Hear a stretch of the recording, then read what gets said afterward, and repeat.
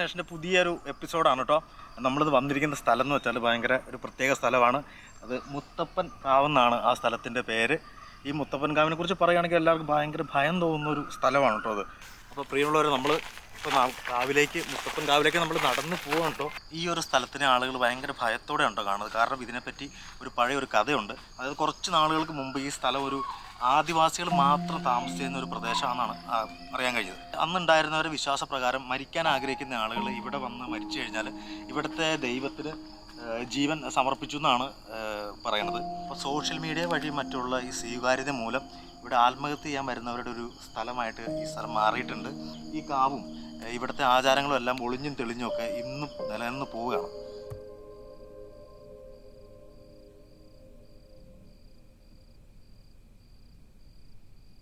അന്വേഷിച്ചു വരാൻ സ്വന്തമെന്ന് പറയാൻ ആരുമില്ല എന്നറിയാം. എങ്കിലും ആരെങ്കിലും വന്നാൽ അവർക്ക് വേണ്ടി ഇനിയൊരു മടങ്ങിവരവ് സാധ്യമല്ലാത്തൊരിടത്തേക്ക് ഞാൻ പോവുകയാണ്.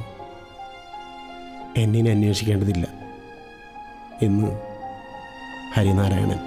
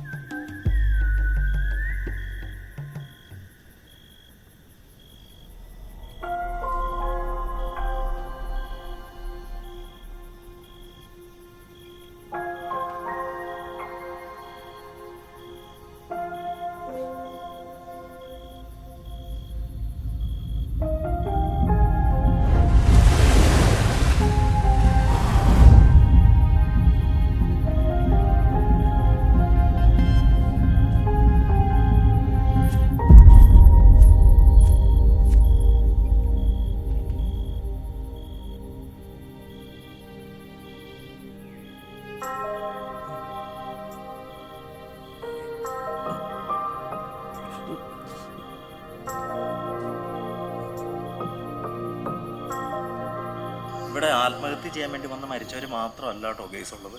അതായത് ഈ സ്ഥലം ഒരു കൗതുകത്തിന് വേണ്ടി കാണാൻ വേണ്ടി വന്നിട്ട് മറ്റു പലതും കണ്ട് അങ്ങനെ മരണപ്പെട്ട സംഭവങ്ങളും ഇവിടെ ഉണ്ടായിട്ടുണ്ട്. നാട്ടുകാർ പറയുന്നത് ഇവിടെ മരിച്ചവരുടെ ആത്മാക്കളെല്ലാം ഇവിടെ തന്നെ ഉണ്ടെന്നാണ്.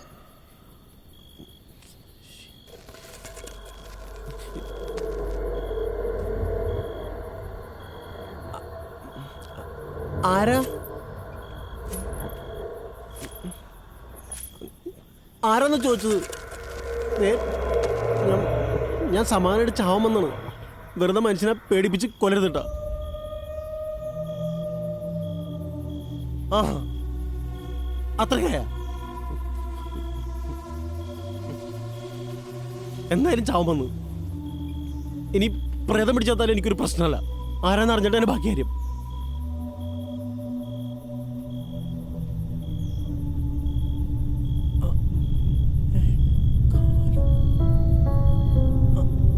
കണ്ടു. ഞാൻ കണ്ടു. ഞാൻ കണ്ടു കേട്ടാ. ആരായാലും പുറത്തേക്ക് വാ. നീലി അമ്മേ.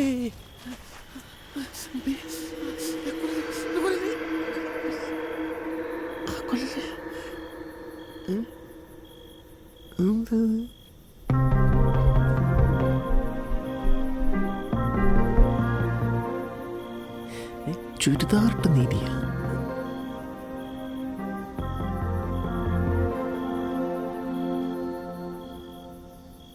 എന്തെങ്കിലും പറ്റിയോ?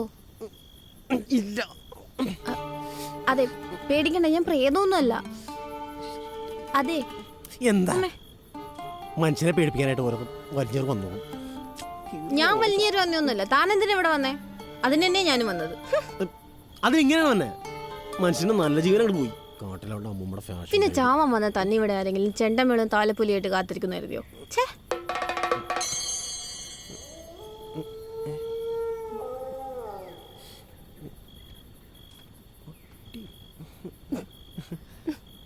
തനിക്ക് ആവുന്ന പണിക്ക് പോയാൽ പോരെ. തന്നെ കണ്ട് ഇതിനൊന്നും പറ്റൂല. പോലീസ് അങ്ങനെ വരുന്നതിന് മുമ്പ് വീട്ടിൽ പോവാൻ നോക്ക്. ദേ, വീട്ടിൽ പോണോ കാട്ടിൽ പോണോ ഞാൻ തീരുമാനിച്ചോളാം. മനസ്സിലായ? താൻ കാര്യം നോക്കി പോവാൻ നോക്കി. ഓ,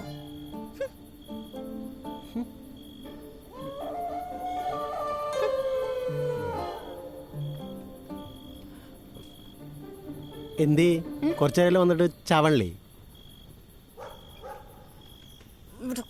കയറ് വരെ മണ്ടാരം. സെറ്റപ്പൊക്കെ ആയിട്ട് വന്നേക്കണം.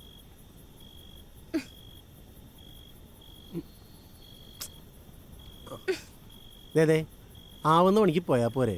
എന്തൊക്കെയാ ചെയ്യുന്നത്? ആപ്പട്ടൻ്റെ അടി പൊക്കോണ്ട്. അതുകൊണ്ടായിരിക്കും ഇത്രയും നേരം ഇവിടെ കിടന്ന് മുങ്ങിക്കൊണ്ടിരുന്നത്. ഏ ഒന്നുമില്ല. തനിക്ക് പറ്റുമെങ്കിൽ ഇതൊന്നും കെട്ടിത്താ. തരാം. ഓരോരോ ശല്യങ്ങൾ സംവാരടിച്ചാവാനും സമ്മതിക്കില്ല.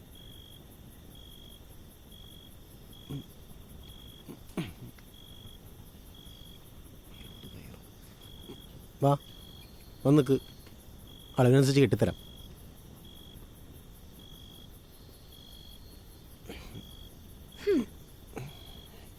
തന്റെ കൈയൊക്കെ വറക്കുന്നുണ്ടല്ലോ. തന്നോട് എന്നെ താലി കെട്ടാനൊന്നുമല്ലല്ലോ പറഞ്ഞേ. എന്തിനാ ഇത്രയും പേടിക്കുന്നേ? പെട്ടെന്ന് കെട്ട്. കെട്ടിയുണ്ട്. എന്താ ചായക്കോ?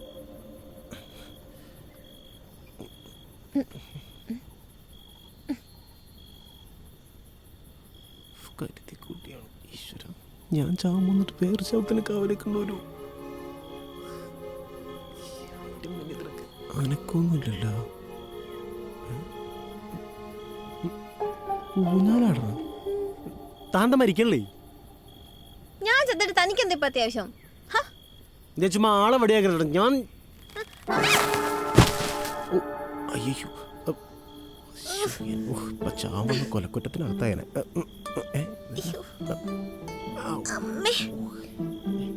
എടാ, തഞ്ഞു വിശ്വസിച്ച് തൂങ്ങിയിരുന്നെങ്കിൽ തൂങ്ങിയല്ല ഞാൻ ഇവിടെ വീണ് നാട്ടിലോട് ചേർത്തേനെ. പോട്ടെ, സാരമില്ല.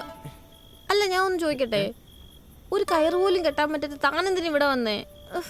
കൂടെ ഉടുക്കത്ത് പേടിയും. അത് വലിയൊരു കഥയാ. അതൊക്കെ പറഞ്ഞിട്ട് എന്തിനാ? ചുമ്മാ പറയുന്നേ. എന്തായാലും നമ്മളിനി കാണാൻ പോകുന്നില്ല. താൻ പറ, ഒരു കഥ കേട്ടിട്ട് മരിക്കാം.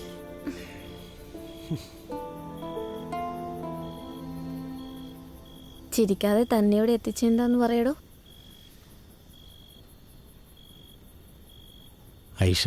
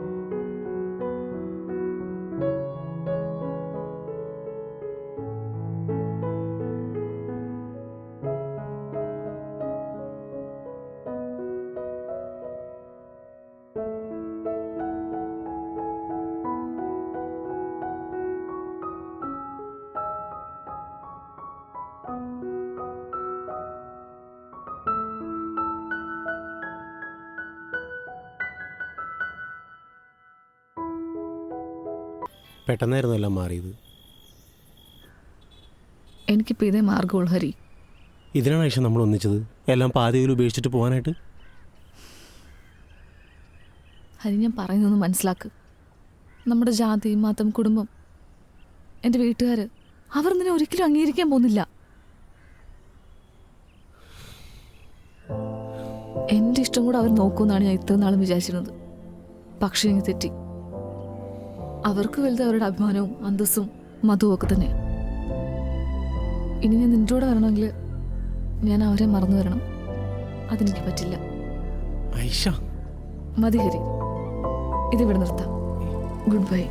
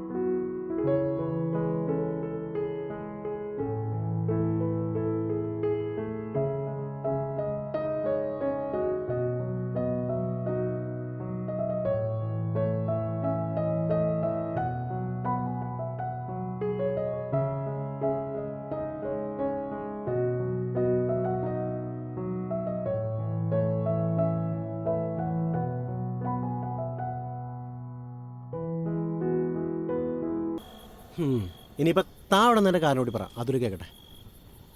ഏറെക്കുറെ ഇതുപോലൊക്കെ തന്നെ. ആ, തന്നിട്ടേ ചോദിതാരാ?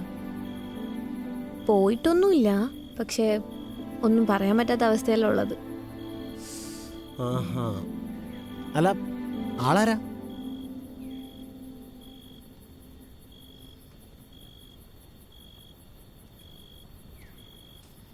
ഇതാള് ഹരി, ഹരിനാരായണൻ. ഏ, ഇത് ഞാനല്ലേ? അതെ, താൻ തന്നെ. ഞാനങ്ങനെ തന്നെ. തനിക്കൊരു നിത്യയെ ഓർമ്മയുണ്ടോ? ആകെ ഒരു നിത്യം എനിക്കറിയുള്ളൂ. അതാണെങ്കിൽ ഒരു 3 വർഷം വരെ കോണ്ടാക്ട് ഉണ്ടായിരുന്നു.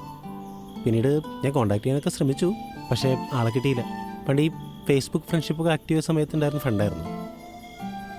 പുള്ളിക്കാരിയാണെങ്കിൽ ഒരുപാട് സംസാരിക്കും. അന്നൊക്കെ എനിക്ക് സംസാരിക്കാൻ വേറെ ആരും ഇല്ലായിരുന്നു.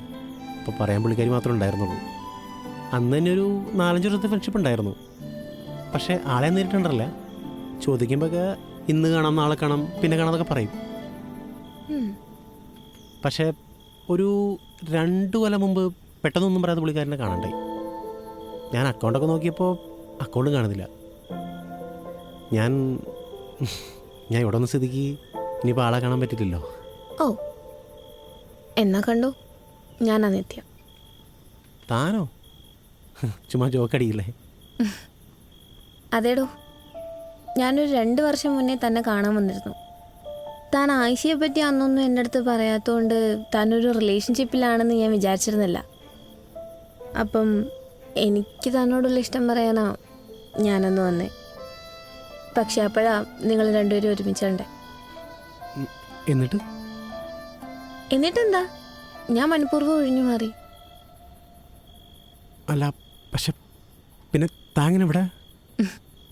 എന്തോ ദൈവഭാഗ്യം, തൻ്റെ ആയിഷയ്ക്ക് വീട്ടുകാരെ അന്വേഷിച്ച ചെക്കൻ എൻ്റെ ബെസ്റ്റ് ഫ്രണ്ടായിരുന്നു. അവരുടെ എൻഗേജ്മെൻറ്റ് ഫോട്ടോ കണ്ടപ്പോഴാണ് ഞാൻ ഊഹിച്ചത് ഇത്. എനിക്ക് തോന്നിയായിരുന്നു താൻ ഈ ഒരു സിറ്റുവേഷനിലായിരിക്കും ഉണ്ടാവുകയെന്ന്. തന്നെ എനിക്കറിയാലോ. ഒരു പെണ്ണ് പോയെങ്കിൽ എന്താ, ലൈഫ് അവിടെ അവസാനിക്കുന്നൊന്നുമില്ലല്ലോ. തന്നെ സ്നേഹിക്കുന്നവർ ഇനിയും ഈ ലോകത്ത് ഒരുപാടുണ്ട്. അതൊന്നും മനസ്സിലാക്കാതെ ഹരി ഇന്നിവിടെ ഇങ്ങനെ. ആത്മഹത്യ ഒന്നിനൊരു പരിഹാരമല്ല. എനിക്ക് ഹരി അതൊന്നും പറഞ്ഞ് മനസ്സിലാക്കണം എന്നുണ്ടായിരുന്നു. തന്നെ അങ്ങനെ വിട്ടുകളയാൻ തോന്നിയില്ല. അതാ പിന്നാലെ വന്നേ. പിന്നെ ഇപ്പം ചോദിക്കുന്നത് ശരിയാണോ എന്നറിയില്ല. അല്ല, മരിക്കാന്നുള്ള തീരുമാനത്തിൽ നിന്ന് മാറ്റമുണ്ടെങ്കിൽ, ഇനി ജീവിക്കാൻ തോന്നുന്നുണ്ടെങ്കിൽ ആ ലൈഫിലേക്ക് ഞാനിവിടെ വന്നോട്ടെ. തനിക്ക് എന്നെ കെട്ടിക്കൂടെ? താൻ ഫുൾ സർപ്രൈസ് ആണല്ലോടോ. ഇത്രയും നാൾ എനിക്ക് വേണ്ടി കാത്തിരിക്കുക, എന്നെ രക്ഷിക്കാൻ എത്ര റിസ്ക് എടുത്ത് ഇവിടം വരെയൊക്കെ വരാ. സത്യം പറഞ്ഞാൽ വിശ്വസിക്കാൻ പറ്റുന്നില്ല.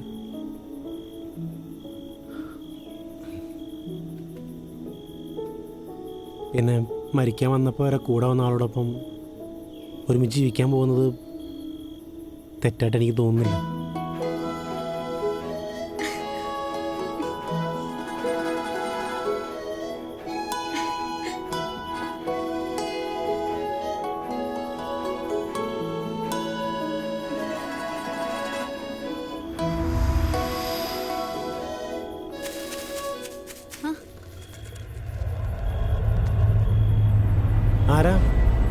ആരാ ഇവിടെ? ഹരി, അങ്ങോട്ടൊന്നും പോണ്ട. അതാരാന്ന് പോയി നോക്കട്ടെ. ഇതേപോലെ ആരെങ്കിലും ചാവാൻ വന്നാണെങ്കിലോ?